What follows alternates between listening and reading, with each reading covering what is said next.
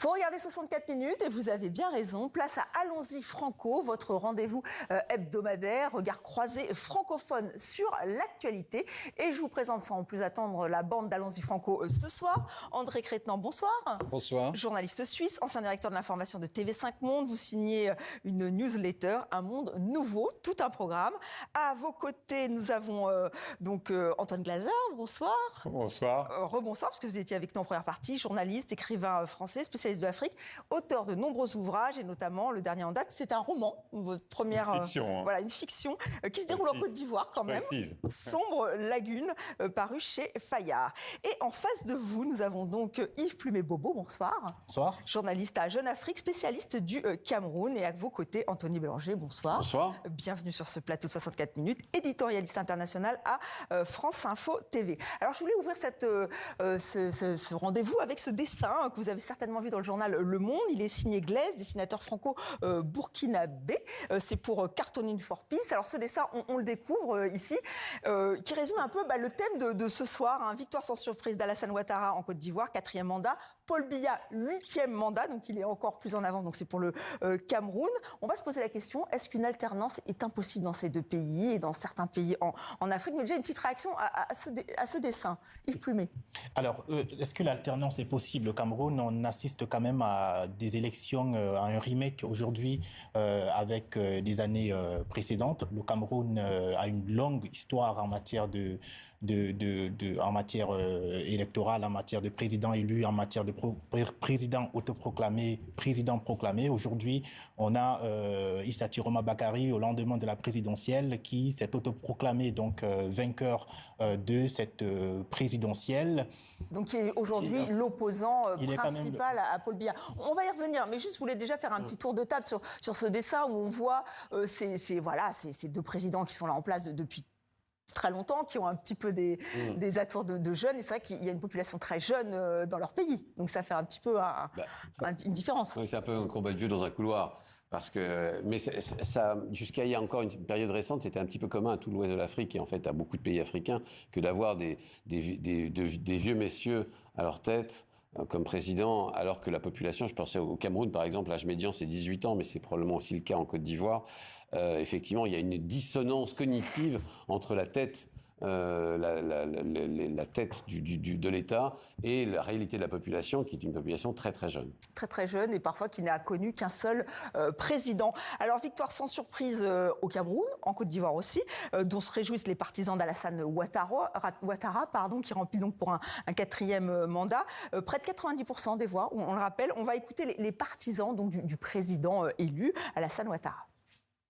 Alassane Ouattara vient de montrer à la face du monde entier qu'il demeure un grand homme d'État, un rassembleur.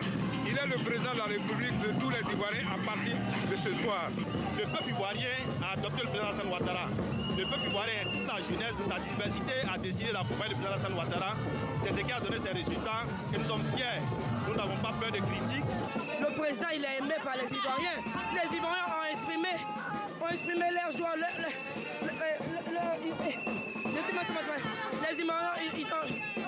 c'est la démocratie. C'est la démocratie. Ils ont exprimé leur choix. Voilà, la démocratie. Là, on est vraiment avec des partisans d'Alassane Ouattara.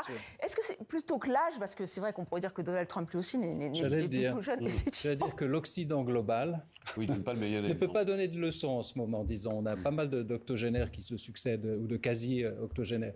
Non, le problème, c'est bien sûr ce fossé qui existe, on l'a dit, entre une population qui est jeune, je crois qu'au Cameroun, la moitié de la population a moins de 20 ans, et puis ces clans de vieux messieurs qui gardent le pouvoir et qui empêchent une alternance. L'autre problème aussi que je vois avec ces déclarations, c'est qu'on parle de démocratie, mais qu'est-ce que la démocratie? On est en train justement d'enlever tout, de dévaloriser la notion même de démocratie parce qu'il y a des élections, parce qu'il y aurait des élections, parce qu'il y a un comité dit indépendant qui donne les résultats de ces élections. On est dans une démocratie. Aujourd'hui, la démocratie telle qu'elle est pratiquée, elle est rejetée par les Africains. C'est ça le modèle de démocratie.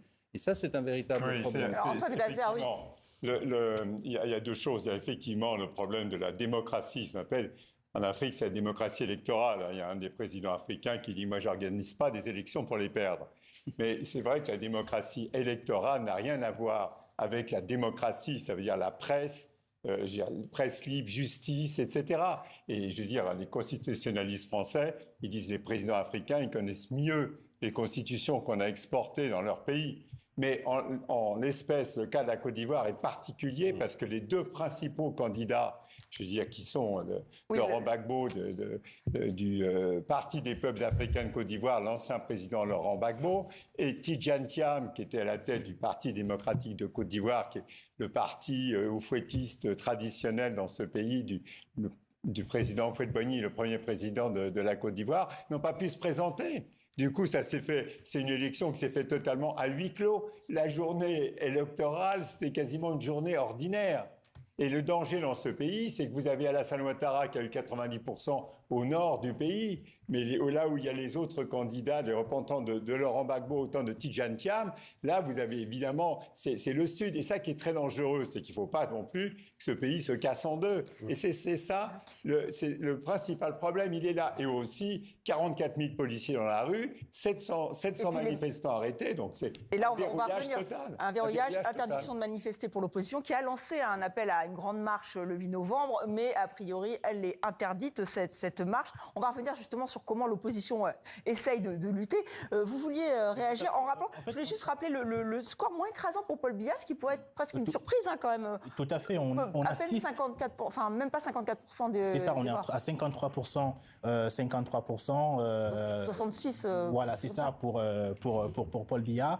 On a quand même un même schéma avec la Côte d'Ivoire dans le sens où les principaux opposants au Cameroun ont été... le principal opposant qui était avant Issa Tiroma Bakary a été écarté de la présidentielle. On s'est retrouvé avec un ancien ministre de Paul Biya qui est devenu le principal adversaire donc, de Paul Biya. Est-ce qu'une alternance est possible dans le contexte camerounais? Est-ce que le Conseil électoral, l'ELECAM qui s'occupe des élections au Cameroun, est en mesure de dire que Paul Biya a perdu le scrutin dans le sens où on soupçonne quand même, du moins les opposants soupçonnent ELECAM d'être inféodé par le pouvoir? Le Conseil constitutionnel, est-ce que c'est un organe assez impartial pour dire la vérité des urnes? Les opposants n'y croient pas. Donc, en fait, il y a une sorte de verrouillage du jeu électoral au Cameroun, selon l'opposition. Du côté du pouvoir, on estime qu'il faut respecter les institutions républicaines. Ce sont des institutions fiables qui donnent des résultats fiables. On a quand même vu qu'il y avait 2 résultats. On reviendra peut-être tout à l'heure. Issa Tiroma Bakary avec ses chiffres,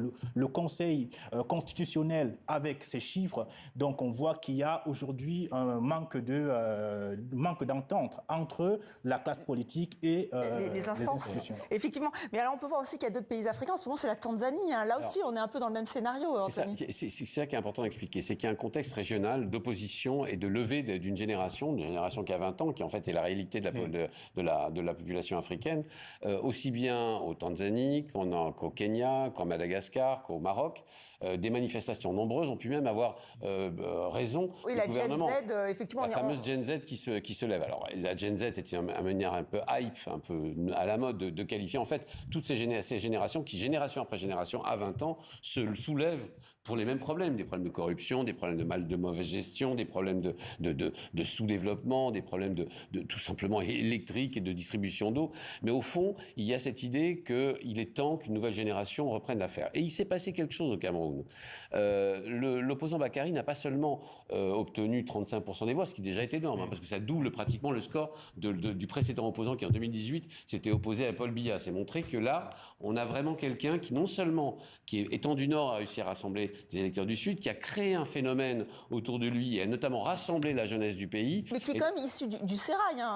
Oui, c'est d'ailleurs pourquoi, pour rebondir, c'est pourquoi il ne fait pas les erreurs de ses prédécesseurs. Exactement. On se souvient qu'en 1992, il y a John Fungi qui s'était déclaré vainqueur. En 2018, on a Maurice Kamto qui s'était déclaré vainqueur. Les deux n'avaient pas proposé de PV, n'avaient pas mis à la disposition du grand public les procès-verbaux des élections. Lui, il a pris la peine de présenter 18 procès-verbaux, 18 procès-verbaux de 18 départements qui sont cruciaux pour remporter une élection présidentielle. Et en même temps, comme c'est quelqu'un qui est à l'intérieur du système, il y a quand même cette façon d'anticiper sur les actions du pouvoir. On voit bien qu'il dit lui-même... Et en tout cas, il utilise les outils de la démocratie, là. C'est ce que vous nous dites. Oui, il a été extrêmement habile. Ouais. Parce que si vous avez, c'est un type qui a fait 6 ans de prison. Il y a une tentative de coup d'État au Cameroun en 1984. Lui, il a fait 6 ans de prison. C'est parti des élites du Nord. Il a été libéré en 90 après il est rentré au gouvernement. Il a compris que si le Nord fait toujours peur aux autres populations du pays, en particulier du sud, du littoral, et il a dit, il y a un truc qui est passé un peu inaperçu, il a parlé de fédéralisme. Ça veut dire qu'il a tendu la main aux régions anglophones. Il a compris que seul, il ne pourrait pas gagner. Et là, très franchement, on ne sait pas du tout ce qui va se passer. Enfin, tu es plus au fait que moi, mais je pense qu'on ne sait pas ce qui va se passer dans les prochaines semaines, parce que c'est quand même toute une partie de la jeunesse et pas simplement du Nord qui peut bouger. Effectivement, et on ne sait pas trop, on va voir une séquence où il est en train de parler à ses partisans parce qu'il a été retranché chez lui avec des soldats qui étaient, et donc des partisans qui le protègent. Alors, il y a 2 cercles en fait, il y a les soldats et puis les jeunes qui le protègent aussi. C'est assez étonnant. C'est beau à voir. Les soldats, en fait, il y a eu une nouvelle des nouveaux acteurs qui sont entrés en jeu aujourd'hui, c'est l'armée. Il l'a lui-même déclaré. Il remercie, dans une communication faite sur Facebook, il remercie la faction loyaliste de l'armée. Pourquoi a-t-il besoin de le dire? Oui, alors qui sont ces soldats? Voilà. D'ailleurs, on va l'écouter, vous avez raison, on va l'écouter parce qu'il est encore intervenu ce matin sur les réseaux sociaux et voici l'appel qu'il a lancé. Camerounaises, Camerounais, malgré ce climat de terreur orchestré pour nous faire reculer, nous n'allons pas céder. Je vous appelle donc du lundi 3 au mercredi 5 novembre à observer des villes mortes. Que le pays tout entier se fige pour que le monde entier sache que nous résistons et que nous ne céderons pas. Donc, est-ce qu'il joue avec le feu, là, ou pas, Chiroma? Non, c'est ça qui est impressionnant, c'est que justement, il ne joue pas avec le feu. Justement, il compte avec le temps. C'est extrêmement habile. C'est-à-dire qu'il ne jette pas ses partisans immédiatement dans la rue. Il leur dit, je suis organisé, je suis un homme responsable. On va attendre une petite semaine, le temps de pouvoir organiser une véritable une grève générale, en fait. Grève générale dans tout le pays. C'est très habile, parce que ça lui laisse à la fois le temps de s'organiser politiquement, ça lui donne du temps devant lui, ça joue la responsabilité. Et objectivement, c'est ce qu'il fallait faire. Oui. D'ailleurs, il est à sa 3e phase. Hein. Il avait d'abord appelé à manifester. Donc, il y a eu des manifestations au Cameroun le 26, à la veille de la proclamation des résultats. Il y a eu des manifestations violentes, réprimées. On a vu des chars de guerre et des véhicules de combat dans les rues. On a vu des gens qui tiraient quand même sur des manifestants. Mais pour revenir sur la logique du temps, il faut dire que Paul Biya a toujours su manier le temps en sa faveur. C'est-à-dire qu'en 1992, il y avait eu des villes mortes comme aujourd'hui, il y avait eu des arrestations, mais le temps avait profité au chef de l'État. Donc je pense que plus le temps passe, plus Paul Biya, qui maîtrise bien son appareil politique, s'installe aisément. Donc on sent que le temps est une donnée importante. Ce qui fera, à mon avis, vraiment la différence, c'est ce qu'on appelle ici l'appareil d'État, c'est-à-dire l'appareil profond du pays. Paul Biya a toujours gouverné ce pays derrière les tentures rouges de son palais. C'est le président omni-absent, mais qui a une connaissance très fine de l'appareil d'État différent. Il gouverne le pays avec les secrétaires généraux des ministères, pas du tout les ministres, il compte absolument pas. Et c'est vraiment un homme qui connaît bien le système, l'appareil d'État. Et donc, si à un certain moment donné, il a la force la plus forte, c'est le BIR, la brigade d'intervention rapide, qui est encadrée par des Israéliens, mais eux, ils peuvent protéger Yaoundé, ils peuvent protéger le palais présidentiel, mais ils ne peuvent pas assurer dans l'ensemble du pays. Et si à un moment donné, apparemment, il y a dans certaines casernes, les gens ont voté plutôt pour Chiroma, et ça sera intéressant de voir, à mon avis, c'est là où ça va se jouer. Avec l'armée, si l'armée choisit le camp, c'est une chose, mais c'est vraiment au sein de l'appareil d'État de voir à un moment donné si elle peut basculer. Je pense qu'il connaissait très bien. Est-ce qu'aujourd'hui, il connaît encore très bien? Est-ce qu'aujourd'hui... Oui, si lui ne connaît pas, son entourage connaît. Est-ce qu'il a encore une maîtrise? Tout à fait. C'est ce qu'il faut noter aujourd'hui, c'est qu'il y a une guerre de clans au sein du régime. Il y a d'un côté le clan du secrétaire général à la présidence de la République qui a créé au sein de la présidence de la République un petit comité pour désigner des personnes à arrêter, pour piloter toute la stratégie de défense face à la foule qui tente d'essayer d'inverser les rapports de force. Mais le problème, c'est le danger de l'instrumentalisation d'une crise politique en crise sécuritaire. Quand on sait que le Cameroun est aujourd'hui en état d'insécurité dans sa partie, dans le nord-ouest et le sud-ouest, et actuellement le fief de Issa Chiroma Bakary Garoua, donc en parlant du septentrion, c'est une région qui fait face à des incursions de Boko Haram, et Boko Haram qui revendique d'ailleurs la création d'un califat régional. Est-ce que ces terroristes-là n'essaieront pas? C'est une ficelle un peu grosse, hein, parce que ça fait quand même un petit moment que ce genre de ficelles sont tirées justement par des potentats locaux qui tiennent à conserver le pouvoir. La vraie question, c'est que Paul Biya est-il encore capable d'exercer le pouvoir? Parce que vous avez raison. On avait vu ce meeting. Remarquable intelligence. Vous savez, quand il est apparu le 8 octobre, c'est vrai que son apparition, ses propos avaient un peu surpris. Un peu comme en Algérie avec Bouteflika, qu'on agitait le portrait. Je pense. Mais je pense qu'il ne faut pas non plus sous-estimer le rôle des jeunes. Tout à fait. Alors on l'a vu dans d'autres pays, on l'a vu au Népal, on l'a vu ailleurs. J'ai oublié Madagascar, mais je pense que là aussi ils peuvent jouer un rôle. À un moment donné, ces jeunes qui jusqu'à maintenant soit vivent dans la pauvreté, sont obligés d'émigrer, etc., sont en train de prendre en main leur destin en s'appuyant aussi sur les réseaux sociaux, sur certaines... C'est qui donne un contexte un peu particulier par rapport aux années 1990. Voilà, ça c'est différent. Il y a peut-être aussi une question de volume, en quelque sorte, de nombre. Peut-être que les équilibres sont en train de basculer. Et il y a une grande intelligence de la foule qui, justement, s'appuie sur quelqu'un, un candidat qui n'est pas un inconnu du régime et qui, au contraire, peut rassurer, y compris les élites sur place, y compris les clans gouvernementaux. C'est-à-dire qu'ils ont affaire à quelqu'un qui sait gouverner, qu'ils connaissent, qui est depuis longtemps en politique. Donc il y aura plus de confiance. Donc la population, faisant confiance, on l'a vu dans ces meetings, où il y avait vraiment beaucoup de jeunes, à cet homme, M. Bakary, a fait un bon choix, un bon pari, parce que ça met le pouvoir devant une équation très difficile à résoudre. Et après, l'Union moi j'aimerais savoir quelle est la place de l'Union africaine qui félicite d'un côté Paul Biya et qui dit attention aux violences, effectivement, il faut faire attention.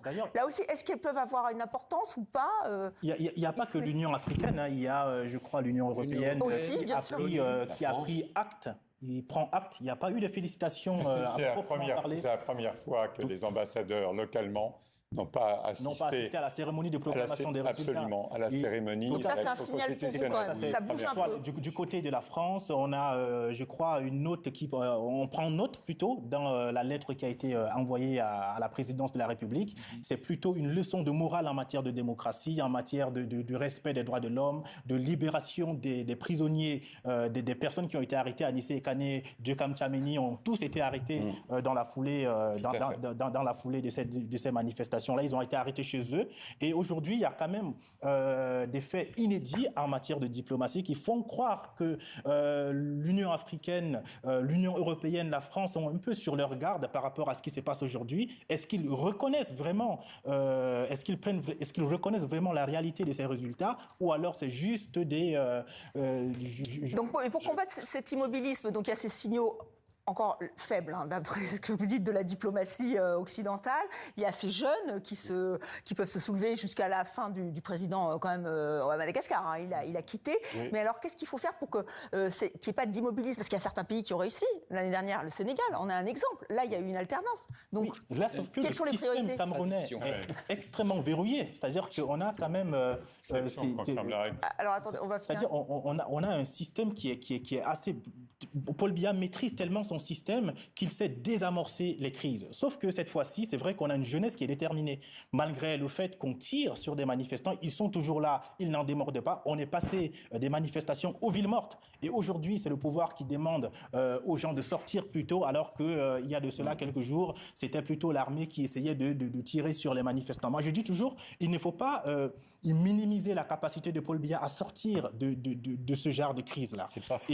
Et bien évidemment, c'est plus le temps passe, plus on a Paul Biya qui mobilise ses troupes, plus on a... Et pourtant qui brille par son absence. Et d'ailleurs, c'est pas lui, c'est son clan. Et il y a son clan, mais lui, il agit comme une sorte de patriarche qui est au-dessus de la mêlée. C'est très important, ça, qu'il soit au-dessus de la mêlée, parce qu'il ne faut pas non plus sous-estimer l'inquiétude de population du Sud par rapport au Nord. Tout à fait. Puis l'attentat, etc. Non pas, ça serait... Si, par exemple, Issa Bakary arrivait au pouvoir, ça serait vraiment la vengeance depuis Ahidjo. Ça veut dire c'est un retour d'un peuple au pouvoir au Cameroun et ça aura une incidence au niveau social, économique extrêmement importante. Et les populations du Sud sont quand même, un certain nombre d'entre eux peuvent jouer double jeu et préférer finalement garder un billard en pensant que eux, ils pourront faire leur place à un moment donné plutôt qu'avoir une personnalité alors, on a beaucoup parlé du Cameroun, évidemment, mais il y a aussi la Côte d'Ivoire. On évoquait ces deux figures de l'opposition qui n'ont pas pu participer au scrutin. Oui, Alassane Ouattara qui a été élu à 90% presque des voix. L'opposition muselée, l'opposition qui veut manifester, est-ce que c'est comme ça, justement, en organisant des marches? Là, ils appellent à manifester. Est-ce que c'est dangereux? Comment vous voyez la situation?